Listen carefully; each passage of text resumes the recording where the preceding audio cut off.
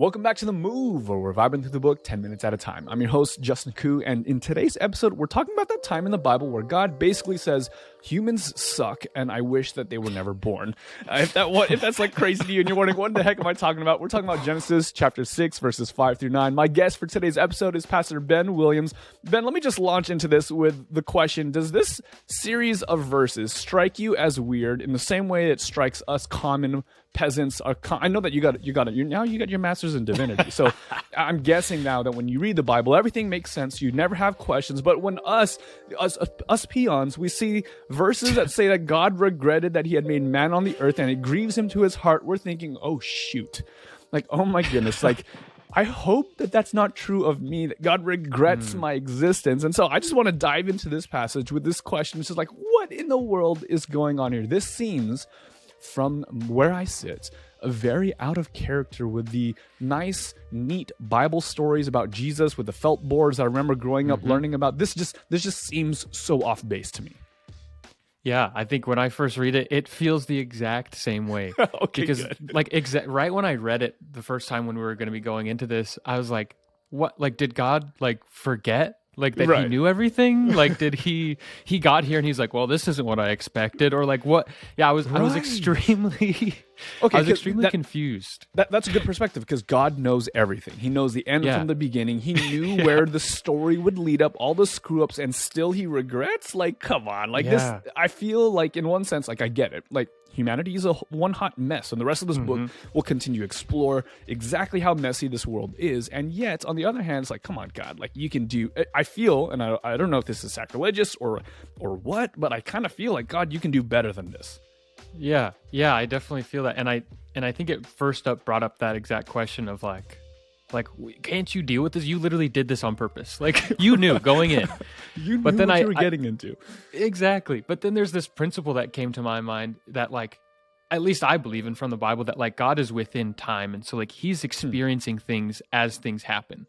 Okay. And so although he knew what was going to happen, he hadn't yet experienced it. And so it's in the same way that like I can know that something is going to be tough coming up, but then when it actually comes, even though I knew it was going to be tough, I can still then experience for the first time this like feeling. Like I know this test coming up is going to be really hard and I might cry at the end of it. Uh-oh. But like when it happens, I still cry at the end of it because it was tough. I resonate with that. You know, we Emily and I just had our first kid under 1 year old. And, every once in a while in the progression of his growth, there are regressions in his sleep patterns. Emily did a fantastic, shout out to Emily. Emily did a fantastic job sleep training him over the last couple of weeks and months and stuff like that. But lately, like this morning, quite literally, he's hollering and screaming. And I'm thinking, oh my goodness, like this is rough. And of course, we knew going into having a kid that it would be tough, and we still chose to do it anyways. And so you're saying here that maybe this is kind of one of those elements at play. Yeah, definitely. And I think there's even word plays going on towards the beginning of creation in the same way that like, right, we in creation in Genesis 1, we over and over saw things. He always said that we saw them and they were good. And now he's looking down, and even though he knew this was coming, he's looking down, and it literally says that the Lord saw the wickedness of man. And it was like, and it's this idea that like, he's looking down and he had just made this beautiful thing. And then this is 10 generations after he had made everything. And now it's just wickedness all over. Everything is messed up. People are killing each other. There's just like sin is running rampant. And instead of seeing this good thing that he made, he's seeing just devastation everywhere. And even though, he knew it was coming, it's still, I mean, that's just a terrible feeling. This beautiful thing you made that you were so excited about, so proud of. And now this thing that you know is evil has come in and is actually ruining everything. Like, that's devastating. Yeah, definitely. And maybe this is one of those hard, cold truths that we like to gloss over in church culture, and that sin has its natural consequence. Maybe that's not true. Sin is ugly. Sin is painful. And it's not just painful to us. It's also painful to God as well. Yeah, definitely. And I think that is honestly in my mind when I read verses 5 to 8 and 9, that's the main theme of this, is that God's trying to help us understand that not only is sin happening and is it ruining everything, but it actually affects him. Because how often do we have this question? I know this was a question I had huge growing up, and this actually was where I kind of split from Christianity for a while, is if all of this stuff is happening, God is just like up there in the sky, it's not affecting him. Like I'm devastated. He just doesn't care. He's just chilling. Wow. And I can imagine living on the earth, seeing like, you're like 10 generations ago, everything was good. Now literally my neighbors are killing each other. Like we're doing all this crazy stuff, like literally famine, whatever's happening on the earth. And it would have been easy, just like it is today, to ask the question, like, does this even affect God? Wow. And this is where I think we find this narrative where sin has destroyed everything. And God is like, hey, I want you to understand that I am grieving. Like, this is deeply affecting me, even though maybe you don't think I'm doing enough or whatever in your mind. Just understand that this is deeply affecting me. Wow. I did not see it from that perspective, that it would be a lesser God, a God kind of beta that wouldn't be affected by the sin and the suffering and the pain that's out there in the world. That's some, I think that's good news, that God himself is grieved and is hurting when we are hurting, when the world is falling apart. So that God's emotions are also at risk. God's feelings, God's heart is at risk. And I guess this is exactly what we see at the cross, right? Is that he himself suffers on our behalf. He suffers more than maybe we even ourselves suffer. Mm-hmm. Yeah, and I think that's super strong. And it's this weird thing where, like we would think that God is so big that he can't be affected, but like he suffers with us, just like you're saying on the cross, everywhere else. And I think this is the root of this passage, is to help us understand not only then, but now, like when I'm experiencing something, I'm not just sitting here and God's up there not handling it. Like when I'm being hurt by sin, like he literally regrets making the earth because he doesn't want me to suffer.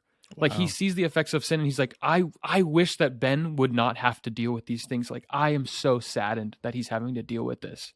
Like he's deeply affected.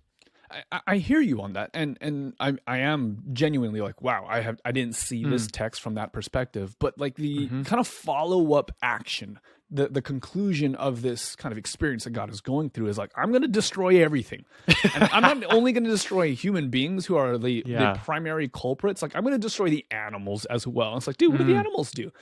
Yeah, is this response justified, or how do we couch this with the picture of God that is revealed in the person of Jesus? It seems, I don't know. It seems very quote unquote Old Testament. You know, people have this dichotomy, this view of God in the New Testament, like he's cool, like he's the kind of person that you want to hang out with. But God in the Old Testament, like he's kind of like he's got a short fuse, he's got a quick trigger finger, you know, kind of thing. Yeah, definitely. And I think that when I first read this, that's my immediate thought. I'm like, why is God so mad? Like, why is he just like on a rampage? But then when I actually took time and I slowed down and I read through the things that God felt, right? Like in this passage, for some reason, my mind remembered him being angry. But in actuality, if you read through all of the things that God experiences, he only ever feels sadness.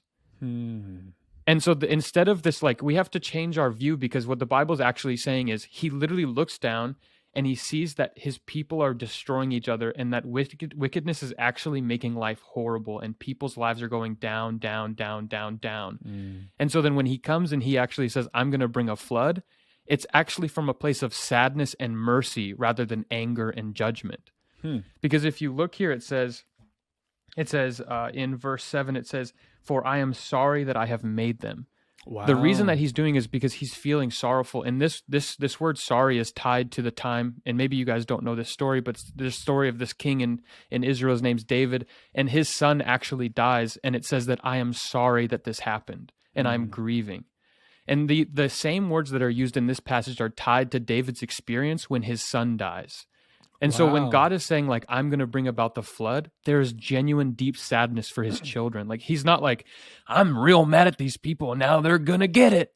But he's actually like, there's this deep sorrow for the suffering, one, that they have, and two, that this thing is about to happen. Like, he's bringing about the flood, one, for the goodness of the earth, but also from the pure sadness, not at all anger. I remember in kind of the Sabbath school growing up, one teacher talking about how that this was an important action to take because of the plan of redemption. At least the picture that this person was painting was that had God not course corrected humanity, that there wouldn't have been a line in which Jesus could have come through and actually ultimately bring about the plan of redemption. Is there a correlation here? Is this as pivotal a moment as this person was painting to me, that if God didn't do something like this, then maybe all of humanity would be lost, that this was somewhat of a last-ditch effort or something?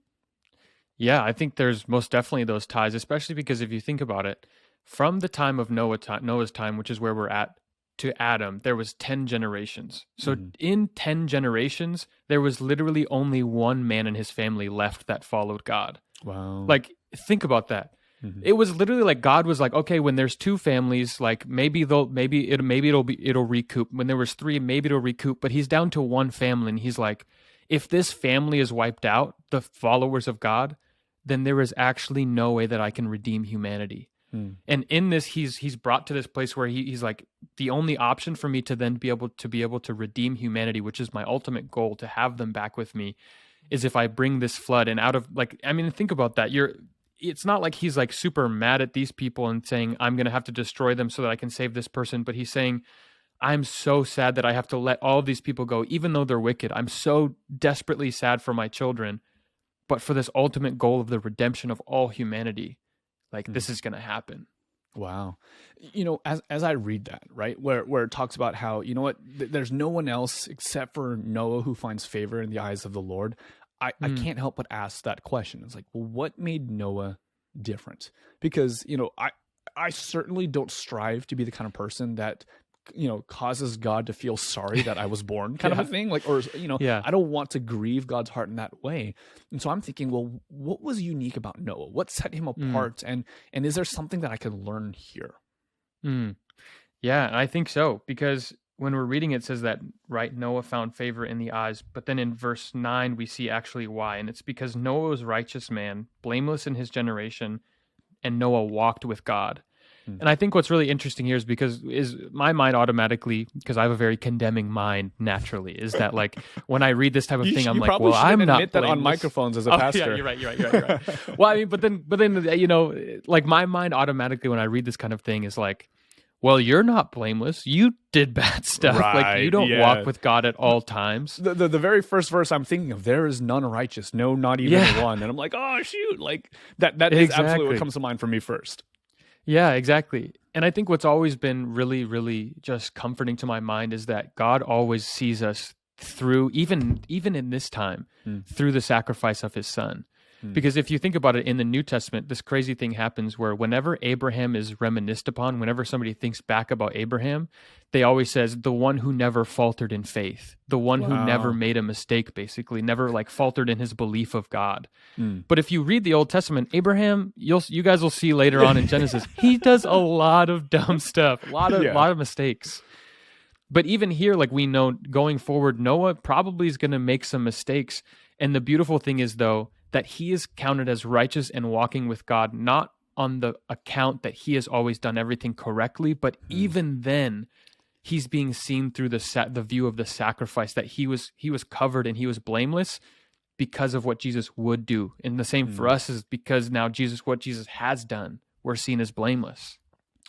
I love that, and it reminds me of a text in Hebrews, and one of the things that I want to try to do as much as we can in this series is stay within the confines of Genesis, because I think that that's an important thing. But I can't help but be reminded of Hebrews chapter 11, where it talks about Noah. By faith, Noah, being warned by God of things not yet seen, moves with godly fear, prepares an ark for the saving of his household, by which he condemned the world and becomes an heir of righteousness by faith. I think that that's important, right? It's not as though, at least how I'm reading it, it's not as though that Abraham was just perfect, or not Abraham, sorry, Noah was perfect morally in everything that he did. I think you'll start to see, even right after the flood, like clearly not the case, still makes a lot of really egregious mistakes. But there's something about that faith element, that righteousness by faith element, that's so important for us. Yeah, I totally agree, and I think that this is why Noah was a comfort. This is why Noah was the family. It's not because he never made a mistake, but because he had faith in God. Before we close, you were talking to me before the microphones turned on that there's something unique about Noah's name, and it didn't come up naturally in this conversation. So I want you to just kind of close us out with this little tidbit because I think it was beautiful. Yeah, just this idea that Noah's name actually means the one who comforts. And it's interesting that in this narrative, God is sorrowful. He's literally crying. The Bible says that he is remorseful and he's so sorrowful. And then it brings in that Noah is the one that actually brings him up. Like Noah, the comforter, is the one that actually brings him up. And it's this beautiful thing that like the faith of Noah is actually the thing that makes God feel like, man, there's hope. There's like, we can actually do this thing. We can actually still redeem humanity.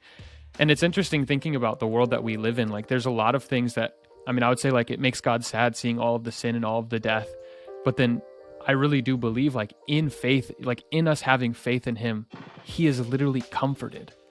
And I think this is like a weird way to view God. Maybe some people would disagree with me, but like we literally can comfort God like in our faith in him. And it's this beautiful thing that I think we have the opportunity to do. Beautiful. Ben, thanks so much for your time. I'm stoked for us to continue these conversations. Appreciate all the insight you bring. Looking forward to the next time. Hey guys, if you're enjoying the episode, it's a huge shout out to a couple very special people called patrons who are supporting this show. Every once in a while, we're going to give shout outs to people who are actually making the move. And so today's shout out is to none other than Richard Young, the mayor of Liddy City. Many of you guys listening know about Richard Young and his podcast, Death to Life. He's also a partner and sponsor of this show. It's as if he's not content to just do one awesome good thing. Richard, thank you so much for your contribution, for making the move, and for all that you do. If you would like to support this show for as little as $1 a month, you can do so over at patreon.com/jku.